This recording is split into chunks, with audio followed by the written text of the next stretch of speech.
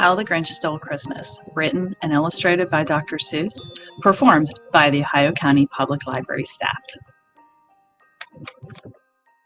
Every Who down in Whoville liked Christmas a lot, but the Grinch who lived just north of Whoville did not. The Grinch hated Christmas, the whole Christmas season. Now please don't ask why. No one quite knows the reason. It could be his head wasn't screwed on just right. It could be, perhaps, that his shoes were too tight. But I think the most likely reason of all may have been that his heart was 2 sizes too small. But whatever the reason, his heart or his shoes, he stood there on Christmas Eve hating the Whos, staring down from his cave with a sour, Grinchy frown at the warm lighted windows below in their town. For he knew every Who down in Whoville beneath was busy now hanging a mistletoe wreath. And they're hanging their stockings, he snarled with a sneer. Tomorrow is Christmas, it's practically here. Then he growled with his Grinch fingers nervously drumming, I must find some way to stop Christmas from coming. For tomorrow, he knew, all the Who girls and boys would wake bright and early. They'd rush for the toys, and then, oh, the noise. Oh, the noise, noise, noise, noise. That's one thing he hated, the noise, noise, noise, noise. The Whos, young and old, would sit down to a feast, and they'd feast, and they'd feast, and they'd feast, feast, feast, feast. They would feast on Who pudding and rare Who roast beast, which was something the Grinch couldn't stand in the least. And then they'd do something he liked least of all. Every Who down in Whoville, the tall and the small, would stand close together with Christmas bells ringing. They'd stand hand in hand, and those Whos would start singing.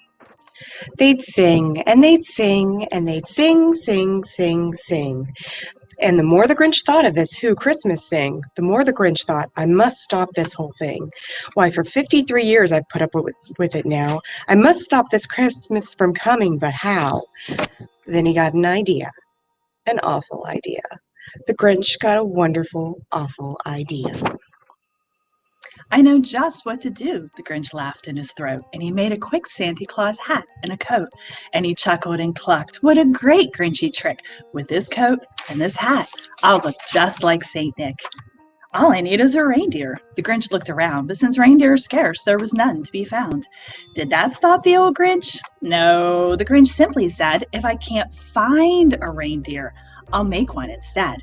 So he called his dog Max, then he took some red thread, and he tied a big horn to the top of his head.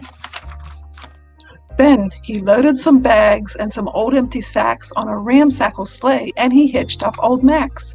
Then the Grinch said, get up, and the sleigh started down toward the homes where the Whos lay a snooze in their town. All their windows were dark, quiet snow filled the air. All the Whos were all dreaming sweet dreams without care. When he came to the first little house on the square, this is stop number 1. The old Grinchy Claus hissed, and he climbed to the roof, empty bags in his fist. Then he slid down the chimney, a rather tight pinch. But if Santa could do it, then so could the Grinch. He got stuck only once, for a moment or two. Then he stuck his head out of the fireplace flue, where the little Who stockings all hung in a row. These stockings, he grinned, are the first things to go. Then he slithered and slunk with a smile most unpleasant around the whole room, and he took every present, pop guns and bicycles, roller skates, drums, checkerboards, tricycles, popcorn, and plums, and he stuffed them in bags. Then the Grinch very nimbly stuffed all the bags, one by one, up the chimbley. Then he slunk to the icebox. He took the Who's feast. He took the Who pudding. He took the roast beast. He cleaned out that icebox as quick as a flash. Why, that Grinch even took their last can of Who hash. Then he stuffed all the food up the chimney with glee. "And now," grinned the Grinch, "I will stuff up the tree." And the Grinch grabbed the tree and started to shove, when he heard a small sound, like the coo of a dove. He turned around fast, and he saw a small who, little Cindy Lou Who was not more than 2. The Grinch had been caught by this tiny Who daughter, who got out of bed for a cup of cold water. She stared at the Grinch and said, "Santa Claus, why? Why are you taking our Christmas tree? Why?" But you know that old Grinch was so smart and so slick. He thought up a lie and he thought it up quick. "Why, my sweet little tot," the fake Santa Claus lied, "there's a light on this tree that won't light on one side. So I'm taking it home to my workshop, my dear. I'll fix it up there and then I'll bring it back here." And his fib fooled the child. Then he patted her head, and he got her a drink, and he sent her to bed.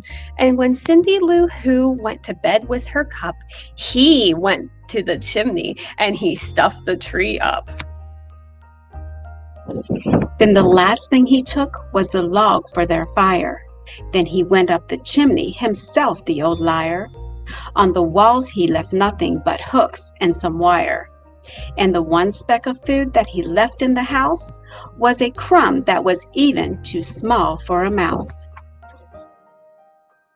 Then he did the same thing to the other Who's houses, leaving crumbs much too small for the other Who's mouses. It was dawn, all the Who's still abed, all the Who's still a-snooze, when he packed up his sled. Packed it up with their presents, the ribbons, the wrappings, the tags and the tinsel, the trimmings, the trappings. 10,000 feet up the side of Mount Crumpet, he rode with his load to the tip-top to dump it.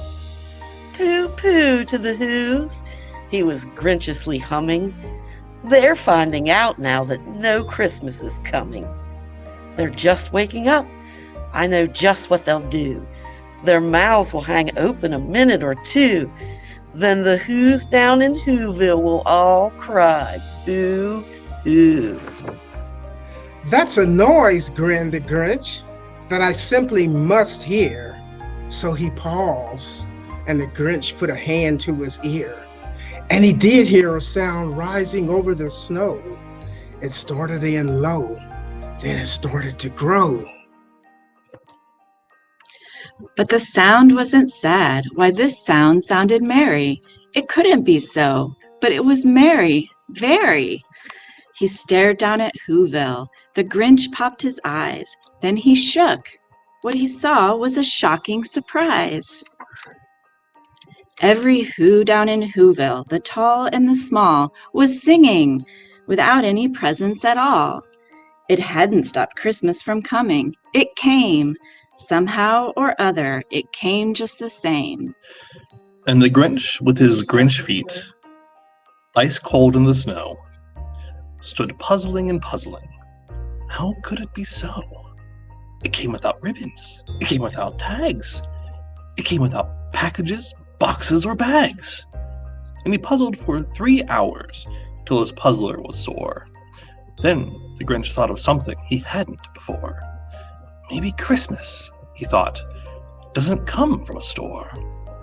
Maybe Christmas, perhaps, means a little bit more. What happened then? Well, in Whoville, they say that the Grinch's small heart grew 3 sizes that day. And the minute his heart didn't feel quite so tight, he whizzed with his load through the bright morning light, and he brought back the toys and food for the feast. He himself, the Grinch, carved the roast beast. Happy holidays, everybody.